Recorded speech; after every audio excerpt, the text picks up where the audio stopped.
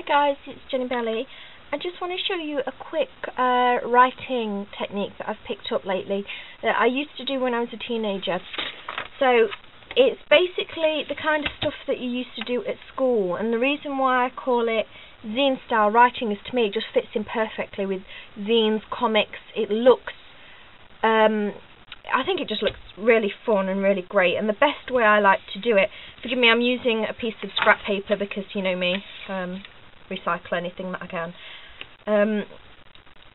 The reason that I really like it is because you can get an either really precise look with it or a graffiti style look, and you get the graffiti style look if you go really quickly with it and you make mistakes, not on purpose, but you just let the pen flow. So I'll show you that one first. So it's kind of like box letters first off.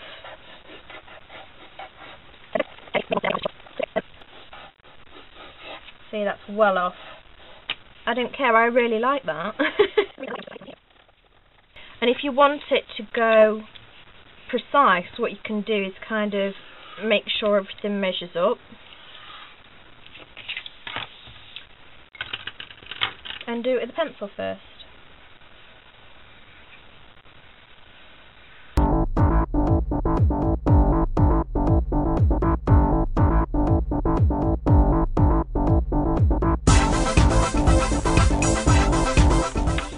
Okay, so you can see I'm still not being 100% precise here. I've still got wonky lines and things because I'm still rushing. But if you wanted to, you could make it very precise and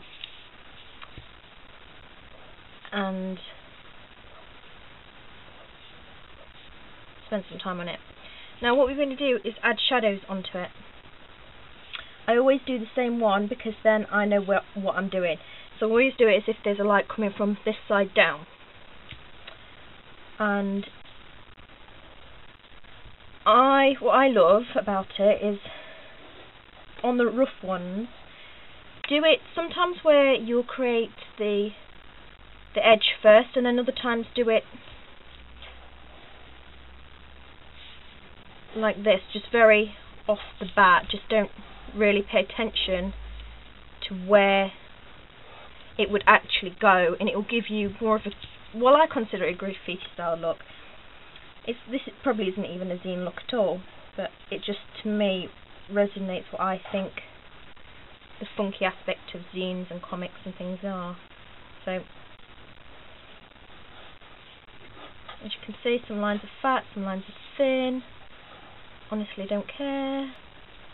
Now on this one, you obviously measure it a little bit better. Stick to it the same distance apart.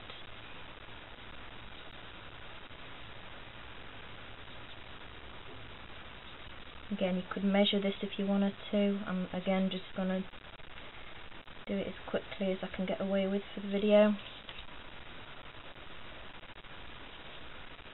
But I still like a little bit of it inaccurate, like this here. That's a fat line and that's a thin one. I like it. I'm going to get colouring these in because I think when they're coloured, they do give, and I don't like colouring the shadow in dark colours. I like having it in a colour where you can see it, because otherwise you ruin the effect of the fact that you've just sat there and shadowed it in. So I'm just going to colour it in quickly now. Just grabbing any two pens I had first. I'm not really thinking about it too much. These came out of the box, so those are the ones that I'm using.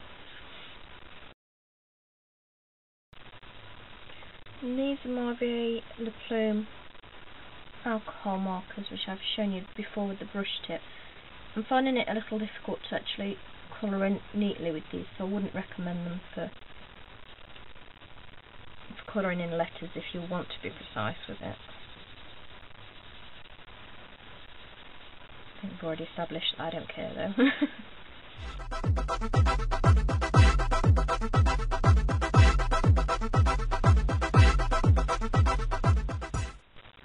Okay, so let's try pro markers maybe. And again, and just grab any colours.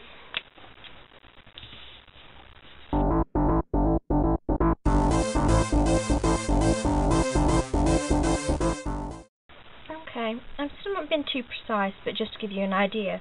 Actually, I think the more varied plumes going out of the lines actually fits with that messy style anyway.